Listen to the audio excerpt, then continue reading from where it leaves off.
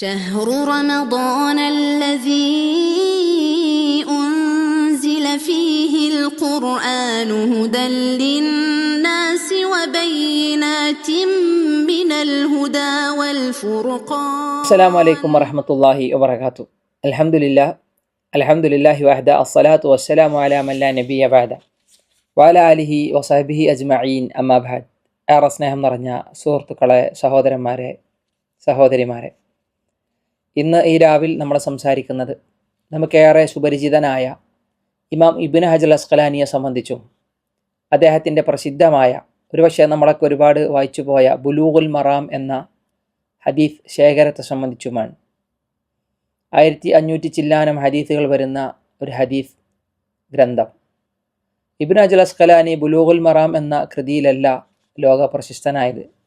അദ്ദേഹത്തിൻ്റെ ഈ കൃതി ലോകപ്രസിദ്ധമാണെങ്കിലും ഇബ്നു ഹജർ അസ്ഖലാനി എന്നൊക്കെ കേൾക്കുമ്പോൾ നമുക്ക് ആദ്യം ഓർമ്മ വരിക സ്വഹീഹുൽ ബുഖാരിയുടെ ഷർഹായ ഫതുഹുൽ ബാരി എന്ന ഗ്രന്ഥമായിരിക്കാം. ആരാണ് ഇബ്നു ഹജർ അസ്ഖലാനി? ഇബ്നു ഹജർ അസ്ഖലാനിയുടെ മുഴുവൻ പേര് അൽ ഇമാം al Hafiz Shaykhul Islam Abul Fadl Ahmad bin Ali bin Muhammad bin Ali ibn Mahmud al Kinani al Asqalani al മുസ്രി.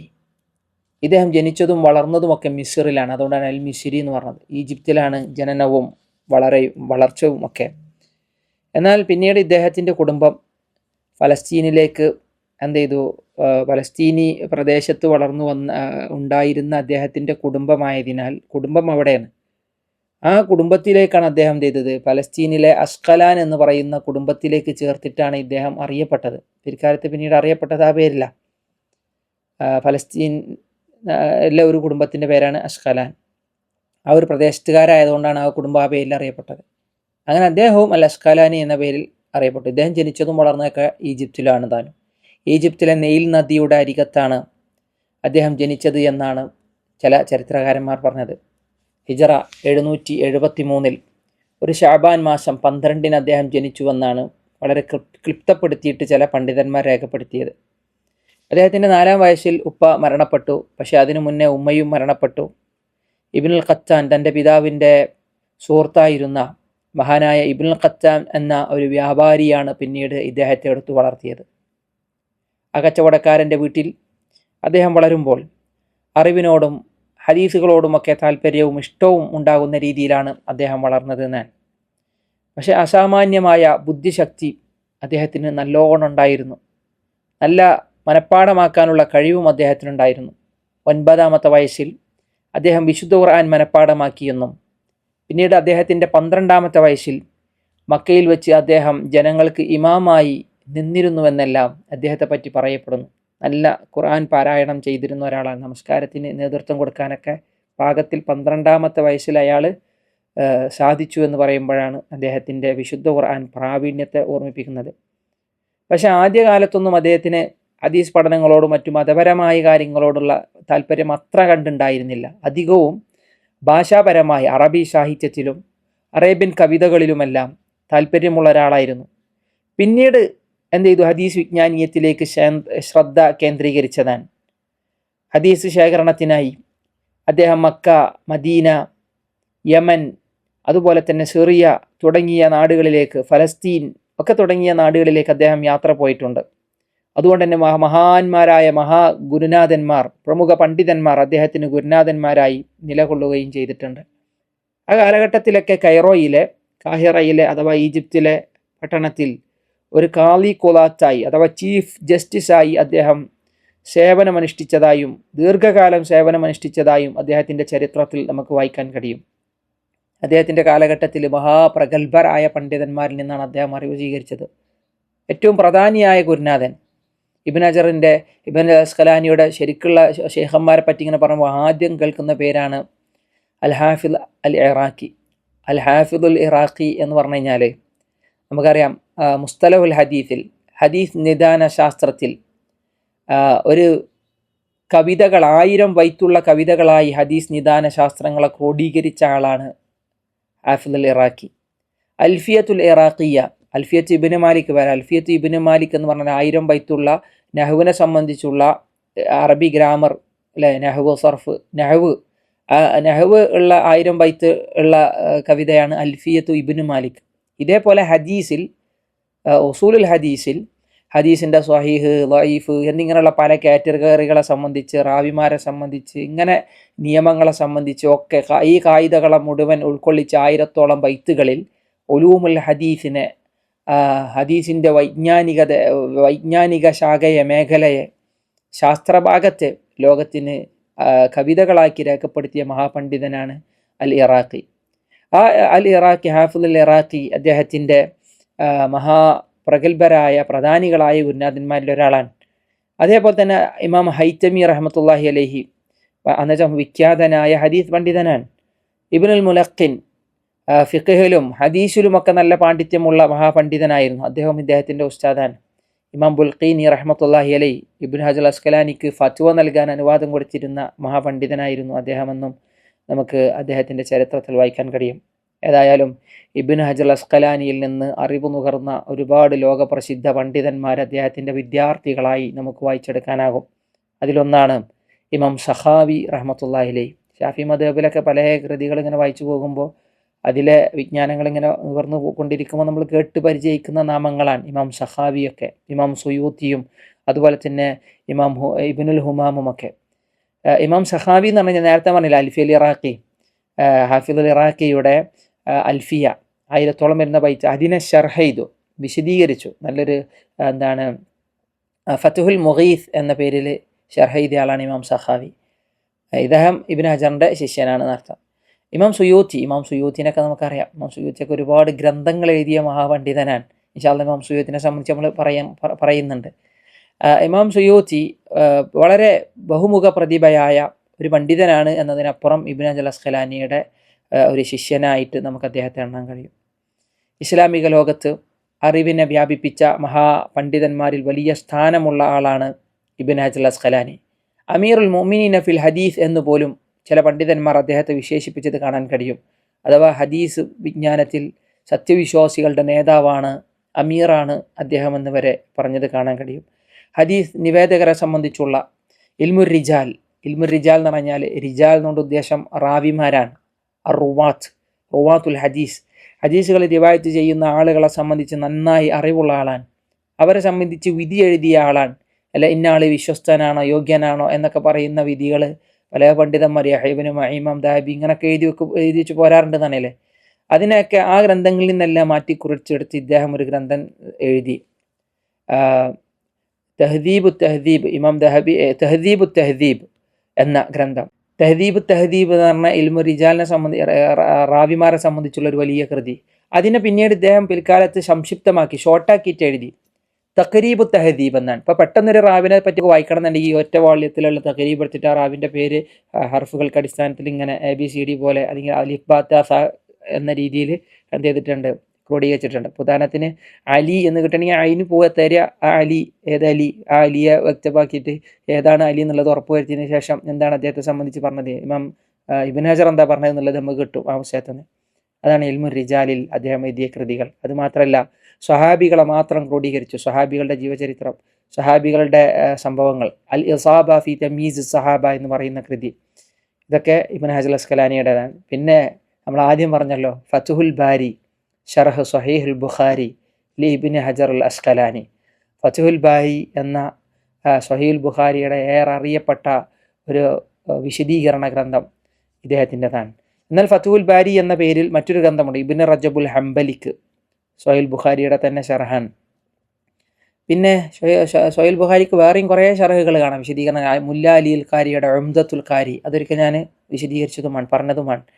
ഏതായാലും ഇതൊക്കെ സ്വഹീഹുൽ ബുഖാരിയിലെ ഹദീസുകൾക്ക് 7000 ചില്ലാനും വരുന്ന ഹദീസുകൾക്കുള്ള വിശദീകരണ കൃതികളാണ്. വാള്യങ്ങളായിട്ട് 14, 16, 17 വാള്യങ്ങളിൽ നിറഞ്ഞു നിൽക്കുന്ന കൃതികളായി നമുക്കതിനെ കാണാൻ കഴിയും. അപ്പോൾ ഇബ്നു ഹജർ അസ്ഖലാനി ആ ഫത്ഹുൽ ബാരി മാത്രം മതി അദ്ദേഹത്തിൻ്റെ ആഴവും അദ്ദേഹത്തിൻ്റെ അറിവിൻ്റെ പരപ്പുമൊക്കെ നമുക്ക് മനസ്സിലാകാൻ, അദ്ദേഹത്തിൻ്റെ വലിപ്പം തിരിച്ചറിയാൻ ആ ഒറ്റ കൃതിയെ സംബന്ധിച്ചുള്ള പഠനം മതി എന്നാണ്. ഇന്ന് നമ്മൾ പറഞ്ഞത് അദ്ദേഹത്തിൻ്റെ വേൾഡ് ഫേമസ് ആയ ബുലൂഗുൽ മറാം 1500 ചില്ലാൻ വരുന്ന ഹദീസുകൾ. അതൊരു കർമ്മശാസ്ത്രപരമായി അദ്ദേഹം ക്രോഡീകരിച്ചതാണ്. ഏതൊരു സാധാരണക്കാർക്കും വായിക്കാൻ പറ്റുന്ന പാകത്തിൽ അറിവ് നുകരാൻ പറ്റുന്ന പാകത്തിൽ, മാത്രമല്ല തെളിവായി ഉദ്ധരിക്കാൻ ഹദീസുകൾ, അല്ലെ, കർമ്മശാസ്ത്രപരമായ കാര്യങ്ങൾക്ക് തെളിവായി ഉദ്ധരിക്കാൻ പറ്റുന്ന ഹദീസുകളെ ഇദ്ദേഹം എന്ത് ചെയ്തു, ക്രോഡീകരിച്ച് വെച്ചതാണ്. അതിനെ മനഃപ്പാടമാക്കാൻ പാകത്തിൽ വിദ്യാർത്ഥികൾക്ക് ഇത് മനഃപ്പാടാക്കാം, ഹദീസുകൾ ഇങ്ങനെ കാണാപാഠം പഠിക്കാൻ പറ്റുന്ന രൂപത്തിലാണ് ബുലൂഗുൽ മറാമിനെ അദ്ദേഹം എന്ത് ചെയ്തത്, ക്രോഡീകരിച്ച് വെച്ചിട്ടുള്ളത്. ഓരോ ബാബുകളായിട്ട് കിതാബുകൾ, ആദ്യം അധ്യായങ്ങൾ, പിന്നെ ബാബുകൾ, ഉപാധ്യായങ്ങൾ. അതൊക്കെ ഒരു ഷാഫി മദ്ഹബിലെ കർമ്മശാസ്ത്ര പഠന രീതിയുമായി ബന്ധപ്പെട്ടിട്ടാണ് ആ കൃതിയെ അദ്ദേഹം എന്ത് ചെയ്ത് ക്രോഡീകരിച്ചിട്ടുള്ളത്. ഇൻഷാ അല്ലാഹ് ഇതിനെപ്പറ്റി പറയാം. അദ്ദേഹം മരിക്കുന്നത് 852 ഹിജറ വർഷം. അദ്ദേഹം ഒരു ദുൽഹിജ്ജ മാസം 28-ന് ആണ് അദ്ദേഹം മരണപ്പെടുന്നത് എന്നാണ്. അത് മരിച്ചതും അദ്ദേഹം ജനിച്ചു വളർന്ന നാട്ടിൽ തന്നെ, ഖൈറോയിലെ, ഈജിപ്തിലെ അറിയപ്പെട്ട നാട്ടിൽ ആ ഒരു പണ്ഡിത കേശരി വിടവാങ്ങി. അന്ന് അദ്ദേഹത്തിൻ്റെ ജനാസ നമസ്കാരത്തിൽ ആ നാട്ടിലെ സുൽത്താനും വലിയ പണ്ഡിതന്മാരും ഒക്കെ അന്ന് ആ ജനാസ നമസ്കാരത്തിൽ പങ്കെടുത്തിരുന്നു എന്ന് കാണാൻ കഴിയും. ഈജിപ്തിലെ ഖറാഫ എന്ന് പറയുന്ന സ്ഥലത്താണ് അദ്ദേഹത്തെ മറമാടിയത്. അൽ ഖറാഫ എന്ന് പറയുന്ന നാട്ടിൽ അദ്ദേഹത്തെ മറമാടുകയും ചെയ്തു. ഏതായാലും അദ്ദേഹത്തിൻ്റെ കൃതി ബുലൂഗുൽ മറാം കണ്ടിട്ടുണ്ടാവും, നമ്മളൊക്കെ കേട്ടിട്ടുമുണ്ടാകും. അതിൻ്റെ മുഴുവൻ പേര് ബുലൂഗുൽ മറാം മിൻ അദില്ലത്തിൽ അഹ്കാം എന്നാണ്. അഥവാ അതിൻ്റെ ഉദ്ദേശം, ആ പേരിൻ്റെ ഉദ്ദേശം എന്താണെന്ന് വെച്ച് കഴിഞ്ഞാൽ കർമ്മശാസ്ത്ര വിധികൾക്ക്, ഫിഖ്ഹിയായ വിധികളുണ്ടാവും, അഹ്കാമുകൾ, പാടുണ്ടോ, ഹലാലാണോ, ഹറാമാണോ, സുന്നത്താണോ, മന്ദൂബാണോ, മുബാഹാണോ എന്നൊക്കെ തുടങ്ങുന്ന കർമ്മശാസ്ത്രപരമായ വിധികൾ, ആ വിധികൾക്ക് ആധാരമായി ഹദീസുകളെ ക്രോഡീകരിച്ചത് കൊണ്ടാണ്, അങ്ങനത്തെ ഹദീസുകൾ ഉൾക്കൊള്ളുന്ന ഒരു ഗ്രന്ഥം എന്നുള്ള നിലക്കാണ് ഇതിനെ എന്ത് ചെയ്തത്, ബുലൂഗുൽ മറാം മിൻ അദില്ലത്തിൽ അഹ്കാം എന്ന പേരിൽ അദ്ദേഹം ഈ പുസ്തകത്തിന് നാമകരണം ചെയ്തത്. ഇത് രചിക്കാണ്ടായ കാരണം ഞാൻ പറഞ്ഞു, ഏതൊരു സാധാരണക്കാർക്കും എന്ത് ചെയ്യുക, അവരുടെ ആരാധനാപരമായ, ഇബാദത്ത് പരമായ, കർമ്മശാസ്ത്രപരമായ കാര്യങ്ങൾ പഠിച്ചെടുക്കാൻ, ഹദീസുകളിൽ നിന്ന് വായിച്ചെടുക്കാൻ, എന്നിട്ട് അതിനെ മനസ്സിലാക്കി ജീവിതത്തിൽ പകർത്താൻ പാകത്തിലാണ് അതിനെ ക്രോഡീകരിച്ചത്. റിയാദു സ്വാലിഹിനെ പറ്റി നമ്മൾ പറഞ്ഞ കുറച്ചുകൂടി ഒരു തെസ്കിയത്ത് കിട്ടാനുള്ള രീതിയിലാണ് ഇമാം നവവി അതിനെ ക്രോഡീകരിച്ചത്. കാരണം അതൊരു ജാമിയ പോലെ ഫളായിലുകളും മറ്റ് ശ്രേഷ്ഠതകളും ഒക്കെ പറഞ്ഞിട്ടുള്ളതായിരുന്നു. എന്നാൽ ഇതൊരു കർമ്മശാസ്ത്രപരമായ രീതിയിലാണ് എന്ത് ചെയ്തത്, അദ്ദേഹം ഉൾക്കൊള്ളിച്ചത്. ദീർഘമായി വരുന്ന വലിയ ഹദീസുകളൊക്കെ കുറച്ച് ഷോർട്ടാക്കിയിട്ട് ഇദ്ദേഹം ഉദ്ധരിച്ചു. കാരണം പൂർണ്ണമായിട്ട് ഉദ്ധരിക്കാതെ ആ ബാബുമായി റിലേറ്റഡ് ആയ ഭാഗം മാത്രം. ഉദാഹരണത്തിന് ത്വഹാറത്ത് എന്ന കിതാബിലാണെങ്കിൽ ആ ത്വഹാറത്തുമായി റിലേറ്റഡ് ആയ ഹദീസിൻ്റെ ഭാഗം മാത്രം ഒരു ഹദീസായിട്ട് അദ്ദേഹം ഉൾക്കൊള്ളിച്ചു. ബാക്കി അൽ ഹദീസ് എന്ന് കുത്തിട്ട് ഇങ്ങനെ കൊടുക്കും. അഥവാ ഈ ഹദീസിന് പൂർണ്ണതയല്ല, ഈ ഹദീസ് പൂർണ്ണമായ രൂപം വേറെയും കാണാം. അതുകൊണ്ട് തന്നെ ഒരു ഹദീസ് റിവായത്ത് ചെയ്യുമ്പോൾ ഇത് ആരാണ് റിപ്പോർട്ട് ചെയ്ത്, ഇമാം ബുഖാരിയാണോ, ഇമാം മുസ്ലിം ആണോ, ഇമാം അഹമ്മദ് ആണോ എന്നൊക്കെ എന്ത് ചെയ്തിട്ടുണ്ട്, അദ്ദേഹം പറഞ്ഞു പോകുന്നത് കാണാം. ഓരോ ഹദീസിൻ്റെ ചുവട്ടിലും ഏതെങ്കിലും ഹദീസിൻ്റെ റാവിമാർക്ക് പ്രശ്നങ്ങളോ കാര്യങ്ങളോ ഉണ്ടെങ്കിൽ അതും അദ്ദേഹം ആ ഹദീസിൻ്റെ അവസാനത്തിൽ അദ്ദേഹം എന്ത് ചെയ്യുന്നത്, പറയുന്നതായിട്ട് നമുക്ക് കാണാൻ കഴിയും. ഇമാം തുർമുദിയൊക്കെ ഹദീസിനെ സംബന്ധിച്ച് എന്ത് പറഞ്ഞതാണ് എന്നുള്ളത് ഇമാം തുർമുദിയുടെ തന്നെ വരികളിലൂടെ അദ്ദേഹം ആ ഹദീസിൻ്റെ അവസാന ഭാഗത്ത് ചേർക്കുന്നത് കാണാൻ കഴിയും. പിന്നീട് പിൽക്കാലത്ത് ബുലൂഗുൽ മറാമിനെയൊക്കെ കൂടുതൽ അതിൽ പഠനം നടത്തിയ പണ്ഡിതന്മാരെ കാണാൻ കഴിയും. ഇതിലെ സ്വഹീഹുകളെ വേർതിരിച്ച്, അതിലെ ദഈഫുകളെ വേർതിരിച്ച്, അതിലെ ഹദീസുകളെ തന്നെ കൂടുതൽ ഒരു നല്ല കുറ്റമറ്റമായ രീതിയിൽ തഹ്ഖീഖ് ചെയ്തുകൊണ്ടൊക്കെ, വിശദീകരണങ്ങൾ ചേർത്തുകൊണ്ടൊക്കെ ഈ ഗ്രന്ഥത്തിന് വിശദീകരണം, ഇപ്പോൾ ബുലൂഗുൽ മറാം എന്ന കൃതിക്ക് തന്നെ ഒരുപാട് വിശദീകരണങ്ങൾ കാണാം. ഇമാം സാബൂനിയുടെ തന്നെ സുബുലുസ് സലാം ഒരുപാട് വാള്യങ്ങളിലുള്ള ഒരു കൃതിയാണ്. ബുലൂഗുൽ മറാം എന്ന് പറഞ്ഞ ഈ 1500 ചില്ലാൻ വരുന്ന ഹദീസുകളെ ശറഹ് ചെയ്തതാണ് അദ്ദേഹം. ഇന്ന് ജീവിച്ചിരിക്കുന്ന, ഇന്നത്തെ സൗദി അറേബ്യയിലെ ഗ്രാൻഡ് മുഫ്തിയായി നിയമിതനായ ഷെയ്ഖ് സാലിഹ് ഫൗസാൻ, ഇപ്പോൾ അടുത്താണ് അവർ എന്ത് ചെയ്ത് അവിടുത്തെ ഗ്രാൻഡ് മുഫ്തി ആയിട്ട് വന്നത്, നമ്മൾ വാർത്തയിൽ കണ്ടിട്ടുണ്ടാവും. ഷെയ്ഖ് സാലിഹ് ഫൗസാൻ ഈ കൃതിക്ക് ശറഹ് ചെയ്തിട്ടുണ്ട്, ബുലൂഗുൽ മറാം എന്ന് പറയുന്ന ഇബ്നു ഹജറിൻ്റെ ഈ കൃതിക്ക്. അത് എന്താണ്, മിൻഹത്തുൽ അല്ലാം എന്നാണ് അതിൻ്റെ പേര്. മിൻഹത്തുൽ അല്ലാം നല്ല രസകരമായ, നല്ല രൂപത്തിൽ ഒരു ഹദീസ് പഠിക്കുന്ന വിദ്യാർത്ഥിക്ക് ഉപകാരപ്രദമാകും. മാത്രമല്ല ഒരു കർമ്മശാസ്ത്ര രീതിയിൽ എന്ത് ചെയ്യുക, ഫിഖ്ഹിനെ പഠിക്കുന്ന, അതിനെ പരിചയപ്പെടുത്തുന്ന പണ്ഡിതന്മാർക്ക് ഉപകാരപ്രദമാകുന്ന രീതിയിൽ ഹദീസുകളെയും പരമ്പരകളെയും അതിലെ മതവിധികളെയും ഒക്കെ എടുത്തുദ്ധരിക്കുന്ന രീതിയാണ് ഇമാം ഷെയ്ഖ് സാലിഹ് ഫൗസാൻ ആ ഒരു കൃതിയിൽ സ്വീകരിച്ചു പോകുന്ന രീതി. അഥവാ വായിക്കാനും പഠിക്കാനും കുറേ അതിന് കിട്ടുന്നു, കുറേ ഫായിദകൾ ആ കൃതിയിലുണ്ട് എന്നർത്ഥം.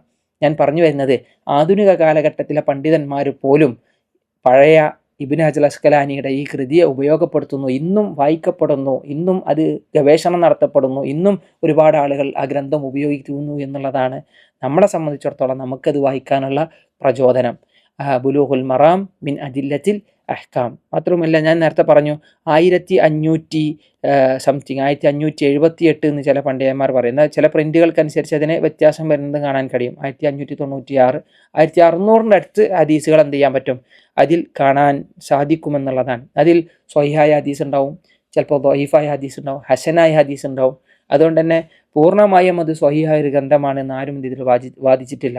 അതൊരു കർമ്മശാസ്ത്രപരമായി, പ്രത്യേകിച്ച് ഷാഫി മദ്ഹബിലെ കർമ്മശാസ്ത്രപരമായിട്ടാണ് അതിനെ ക്രോഡീകരിച്ചതെങ്കിലും എല്ലാ മദ്ഹബിലുള്ള പണ്ഡിതന്മാർക്കും എന്ത് ചെയ്യാം, അതിനെ ഉപയോഗിക്കാം, വിദ്യാർത്ഥികൾക്ക് അതിനെ ഉപയോഗിക്കാം.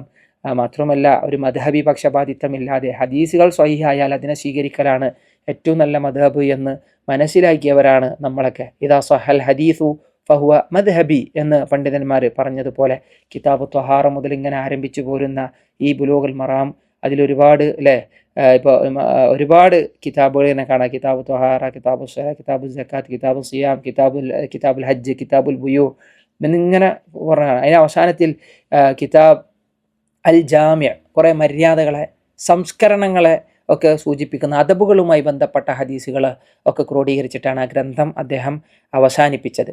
ഏതായാലും അതാണ് ഇബ്നു ഹജർ അസ്കലാനിയുടെ ബുലൂഗുൽ മറാമും ഇബ്നു ഹജർ അസ്കലാനിയും. ഇനി അദ്ദേഹത്തിൻ്റെ ബുലൂഗുൽ മറാമിൽ നിന്ന് നമുക്ക് ഒരു ഹദീസിനെ സ്വീകരിക്കാം. അതിനു മുമ്പ് ഇബ്നു ഹജർ അസ്കലാനി നല്ല കറകളഞ്ഞ അഹ്ലുസുന്നത്ത് വൽ ജമാഅത്തിൻ്റെ പണ്ഡിതന്മാരിൽ ഒരാളാണ്.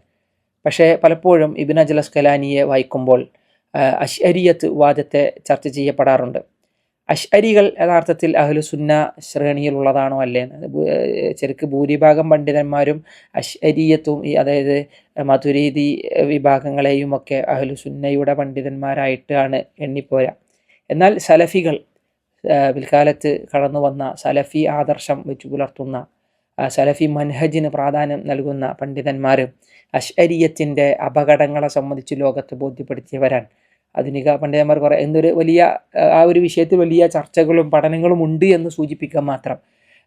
അള്ളാഹുവിൻ്റെ സിഫാത്തുകളെ വ്യാഖ്യാനിക്കാനോ അതിന് തൻ്റേതായ ഒരു വ്യാഖ്യാനങ്ങൾ നൽകി വിശദീകരിക്കാനോ ഒരാൾക്ക് അവകാശമില്ല. എങ്ങനെയാണോ ഖുർആനിലും ഹദീസിലും വന്ന് അതിനെ ആ രൂപത്തിൽ നടപ്പാക്കുക എന്നാണ്.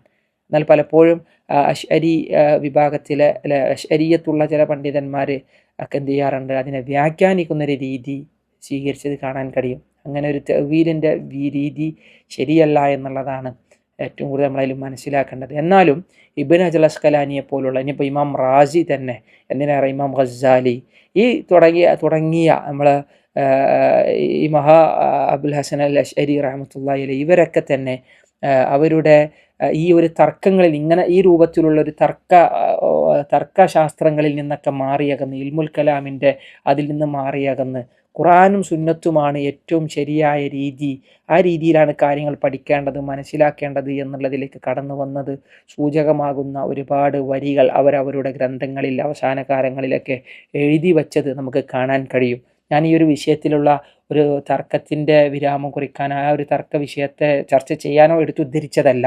ഇബ്നു ഹജർ അസ്കലാനിയെ സംബന്ധിച്ചിടത്തോളം അശ്അരിയത്ത് വാദങ്ങൾ പലപ്പോഴും അദ്ദേഹത്തിൻ്റെ ഷർഹുകളിൽ, ഹദീസ് ഗ്രന്ഥത്തിൻ്റെ പ്രത്യേകിച്ച് സഹീഹ് ബുഖാരിയുടെ ഫത്ഹുൽ ബാരിയുടെ പല കൃതികളിലെ വിശദീകരണങ്ങളിൽ അള്ളാഹുവിനെ സംബന്ധിച്ചുള്ള ഒക്കെ പ്രതിപാദനങ്ങളിലൊക്കെ കടന്നു വന്നത് കാണാൻ കഴിയും.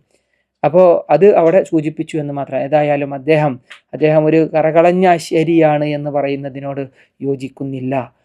അദ്ദേഹത്തിൻ്റെ പല വരികളും പല വർത്തമാനവും പിന്നീട് അവസാന കാലങ്ങളിലൊക്കെ അദ്ദേഹം എഴുതി വെച്ച വാക്കുകളൊക്കെ നമ്മളെ സൂചിപ്പിക്കുന്നതും അതാണ്. ഏതായാലും അവിടെ നിൽക്കട്ടെ, അതവിടെ അദ്ദേഹത്തിൻ്റെ വിശ്വാസവുമായി ബന്ധപ്പെട്ട് ചില കാര്യങ്ങൾ സൂചിപ്പിച്ചു എന്ന് മാത്രം. ഇനി ഇദ്ദേഹത്തിൻ്റെ ബുലൂഗുൽ മറാമിൽ നിന്ന് ഒരു ഹദീസ്, ബുലൂഗുൽ മറാമിലെ 1596 ഹദീസുകളിൽ നിന്ന് മുആദ് ഇബ്നു ജബൽ റളിയല്ലാഹു അൻഹു റിവായത്ത് ചെയ്യുന്ന ഒരൊറ്റ ഹദീസാണ് നമ്മളിന്ന് വായിക്കുന്നത്.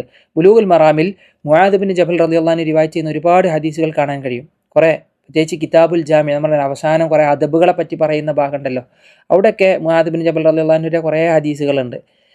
മാത്രമല്ല അല്ലാതെയും മറ്റ് ചില ബാബുകളിലും അദ്ദേഹം റിവായത്ത് ചെയ്തത് കാണാൻ കഴിയും. പ്രത്യേകിച്ച് എന്ത് ചെയ്യുക, നിസ്കാരത്തിലൊക്കെ ആദ്യകാലങ്ങളിൽ നമസ്കാരം റസൂൽ പഠിപ്പിച്ച സമയത്ത് നിസ്കാരത്തിൽ സ്വഹാബത്ത് സംസാരിക്കാറുണ്ടായിരുന്നു. അപ്പോൾ ഖുർആനിലെ സൂറത്ത് ബഖറയിൽ ആയത്തിറങ്ങി, നിങ്ങൾ നിസ്കാരത്തിലേറെ വിനീതരായി തീരണമെന്നുള്ള ആയത്തിറങ്ങിയപ്പോൾ ഞങ്ങൾ നമസ്കാരത്തിൽ സംസാരിക്കാറുണ്ടായിരുന്നില്ല എന്ന് പറയുമ്പോൾ നമസ്കാരത്തിൻ്റെ ഭക്തിയെയും അതിൻ്റെ മറ്റു കാര്യങ്ങളെയും മര്യാദകളെയും സംബന്ധിച്ച് വിശദീകരിക്കുന്ന ഹദീസ് റിവായത്ത് ചെയ്തത് മുആദ് ഇബ്നു ജബലാണ്. അത് നമുക്ക് ബുലൂഗുൽ മറാമിൽ കാണാം. അതുമാത്രമല്ല, യമനിലേക്ക് മുആദ് റളിയല്ലാഹു അൻഹുവിനെ റസൂലുള്ളാഹി സ്വല്ലല്ലാഹു അലൈഹി വസല്ലം നിയമിച്ചപ്പോൾ, പറഞ്ഞയച്ചപ്പോൾ അവിടെ റസൂലുള്ള കൊടുത്ത ഉപദേശങ്ങൾ, അദ്ദേഹത്തിന് കൊടുത്ത ഉപദേശങ്ങൾ, നീ ഒരു പ്രശ്നം വന്നു കഴിഞ്ഞാൽ നീ എങ്ങനെയാണ് അവർക്കിടയിൽ വിധിക്കുക, അല്ലേ? ആദ്യം അവരോട് പറയേണ്ട ലാ ഇലാഹ ഇല്ലല്ലാഹയാണെന്നും, പിന്നെ അത് അവർ സ്വീകരിച്ചു കഴിഞ്ഞാൽ നിസ്കാരം നിർബന്ധമാണ്, സക്കാത്ത് നിർബന്ധമാണെന്നൊക്കെ പഠിപ്പിച്ചു കൊടുത്തതിന് ശേഷം അവിടെ ഒരു പ്രശ്നം ഉണ്ടായാൽ നീ എങ്ങനെ വിധിക്കും? അപ്പോൾ പറഞ്ഞു, ഞാൻ അള്ളാഹുവിൻ്റെ കിതാബ് വെച്ച് വിധിക്കും. അവിടെ അതിലില്ലെങ്കിൽ റസൂലുള്ളാഹിൻ്റെ സുന്നത്ത് വെച്ചിട്ട് ഞാൻ അതിനെ തീരുമാനാക്കും എന്ന് പറഞ്ഞു. അതിലും കണ്ടില്ലെങ്കിൽ എന്ത് ചെയ്യും? അതിലും കണ്ടില്ലെങ്കിൽ ഞാൻ എൻ്റെ ബുദ്ധി ഉപയോഗിച്ച് ഞാൻ ഇജ്തിഹാദ് ചെയ്യുമെന്ന് പറഞ്ഞു. ഇജ്തിഹാദ് എന്ന് പറഞ്ഞു കഴിഞ്ഞാൽ ഒരു വാതിലിനെ റസൂലുള്ളാഹി അവിടെ പരിചയപ്പെടുത്തി കൊടുക്കാൻ, റസൂലുള്ളാഹി അംഗീകരിച്ചു കൊടുക്കാൻ, അല്ലേ? ഖുർആനിലും സുന്നത്തിലും ഒക്കെ അതിനോട് യോജിക്കുന്ന രീതിയിലുള്ളൊരു ഇജ്തിഹാദ്, എൻ്റെ ബുദ്ധിയിൽ തോന്നുന്ന ഒരു കാര്യം ഞാൻ അവിടെ ചെയ്യുമെന്ന് പറഞ്ഞു. റസൂലുള്ളാഹി അഭിനന്ദിച്ചതും മുആദിനെ റസൂലുള്ളാഹി യമനിലേക്ക് പറഞ്ഞയച്ചതും ചരിത്രത്തിൽ നമ്മൾ വൈകാരികമായി വായിക്കുന്ന ചില ഹദീസുകളാണ്. ആ രംഗങ്ങളൊക്കെ ഭയങ്കര ഹൃദയസ്പർശിയാണ്. നമ്മൾ വല്ലാതെ അവിടേക്ക് കടന്നു പോകുന്നില്ല. റസൂലുള്ളാഹി അഭിനന്ദിച്ച് സ്തുതിച്ചിട്ടാണ് പറഞ്ഞേക്കണത്.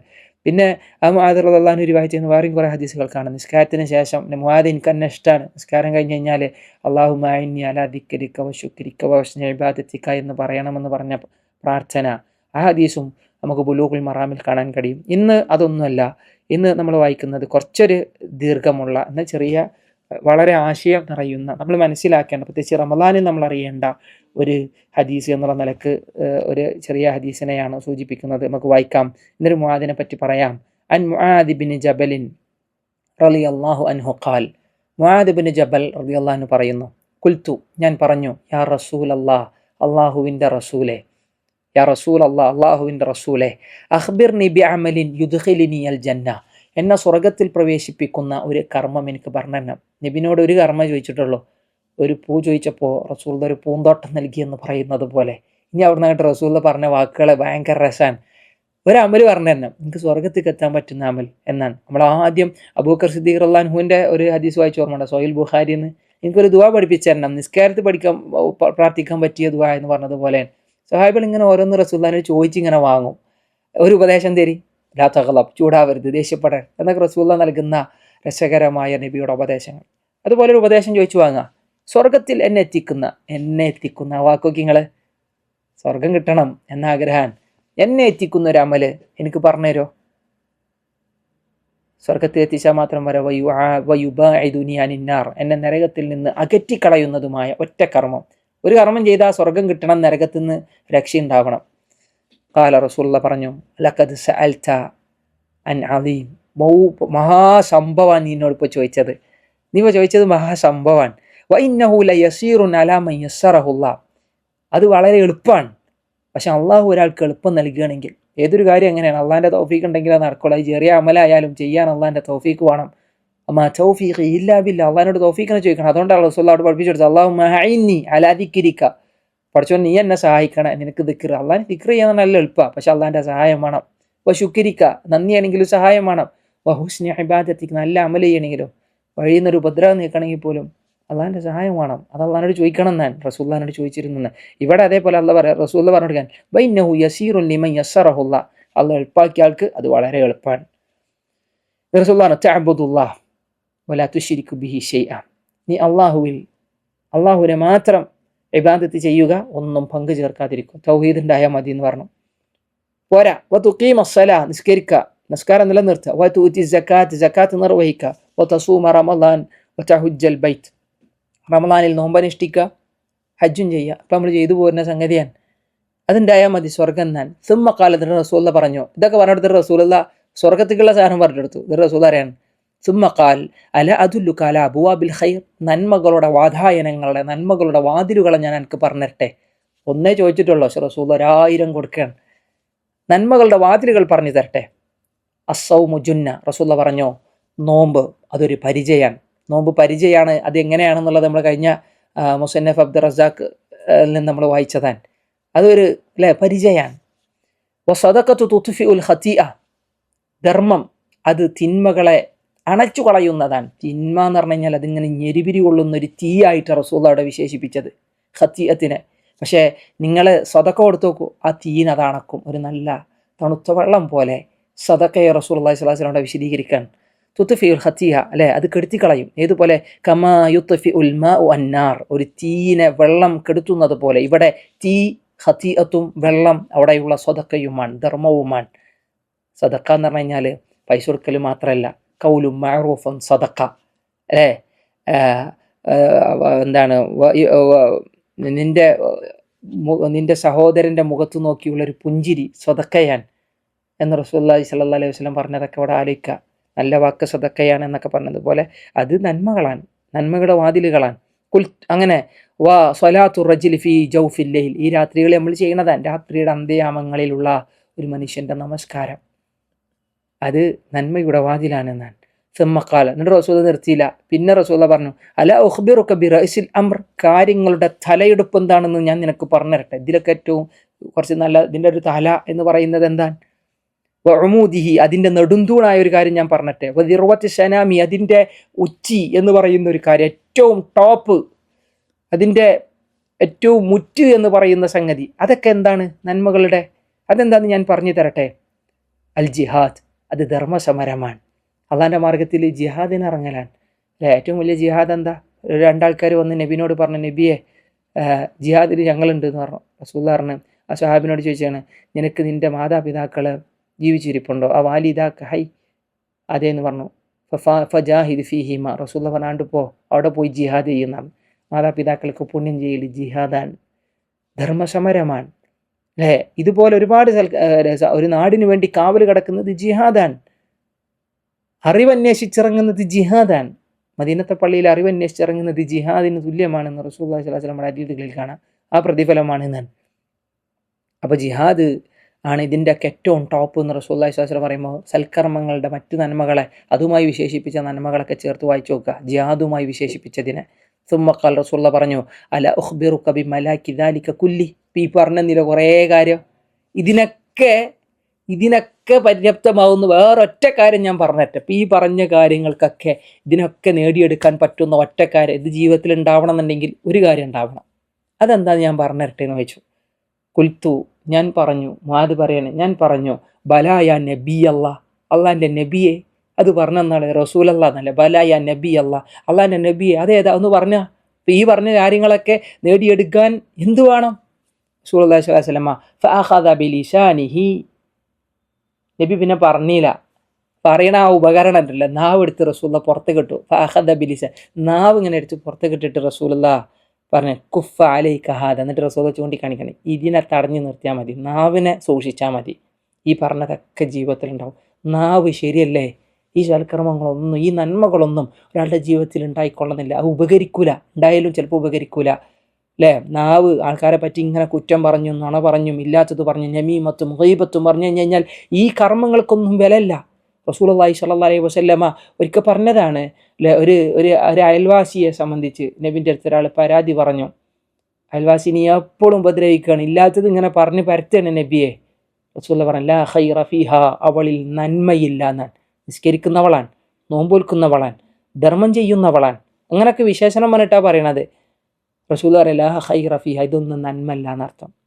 നാവ് ശരിയല്ലേ, ഈ നന്മകൾക്കൊന്നും, ഇന്ന് റമദാനിൽ നോമ്പനുഷ്ഠിക്കുന്നു, രാത്രി ഇന്ന് നമസ്കരിക്കുന്നു, ഖുർആൻ ഓതുന്നു, പക്ഷെ നാവിലോണ്ട് പിന്നെയും അല്ലേ നമ്മൾ പ്രിയപ്പെട്ടവരെ ചിലപ്പോൾ കുറ്റം പറയും, ചിലപ്പോൾ മരുവളെ പറയും, മരുവനെ പറയും, മോനെ പറയും, ജ്യേഷ്ഠനെ പറയും, അനിയനെ പറയും, സുഹൃത്തിനെ പറയും, എന്തെല്ലാം പറഞ്ഞുകൊണ്ടിരിക്കുന്നു. അള്ളാഹു കാത്തുരക്ഷിക്കുമാറാവട്ടെ. നാവ് ഗൗരവമേറിയ കാര്യമാണ്. അള്ളാഹുവിൻ്റെ റസൂല് പറഞ്ഞു, അതിനെപ്പറ്റി ആര് എനിക്ക് ഗ്യാരണ്ടി തരുന്നു?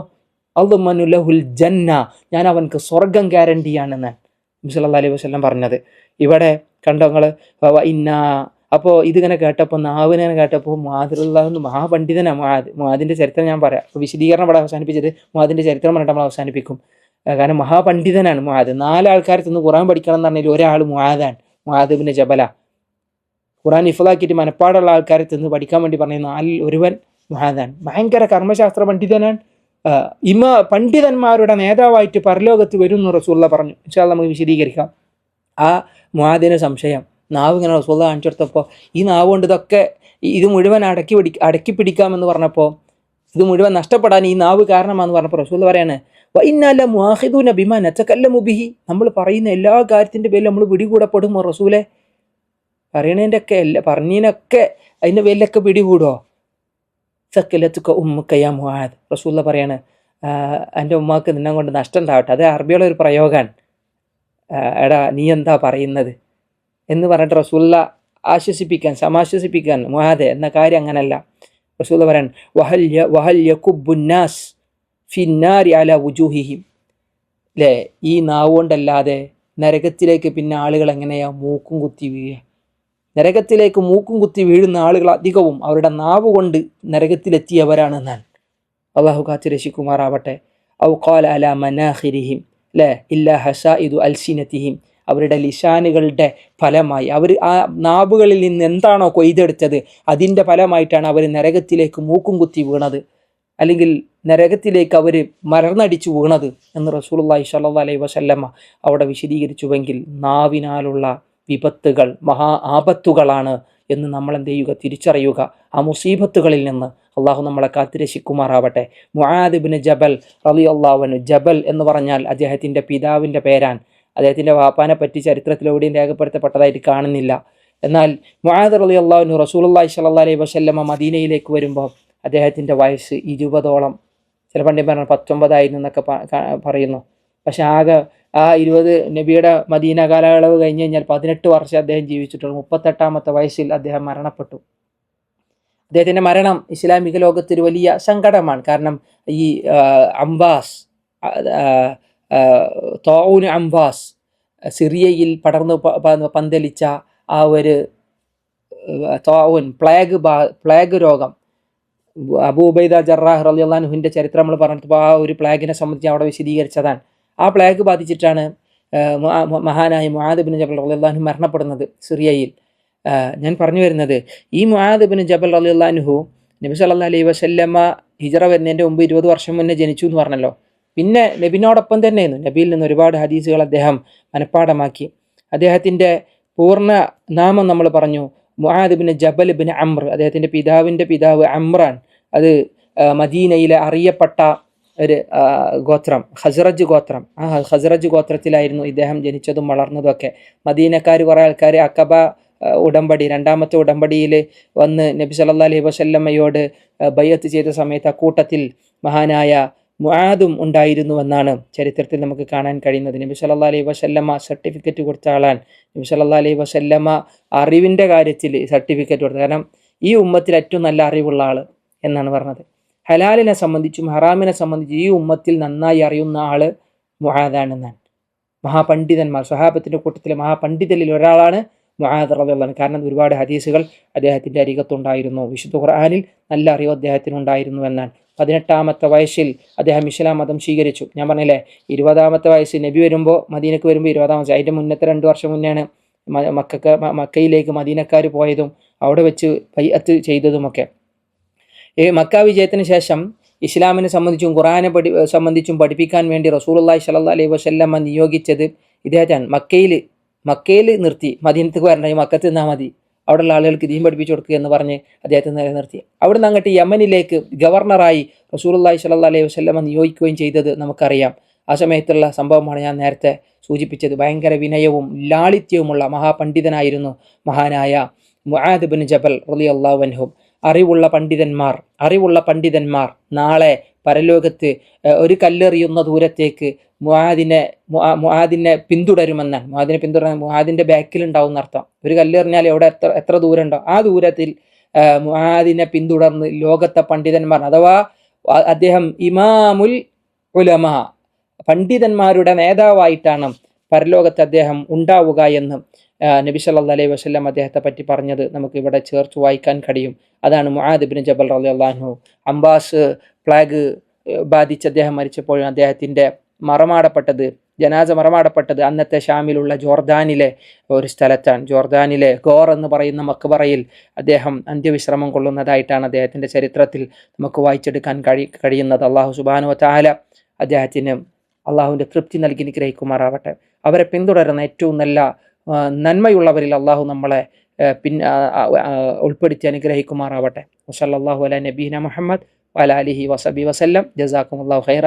വസ്സലാമു അലൈക്കും വറഹ്മത്തുള്ളാഹി വബറകാതുഹു.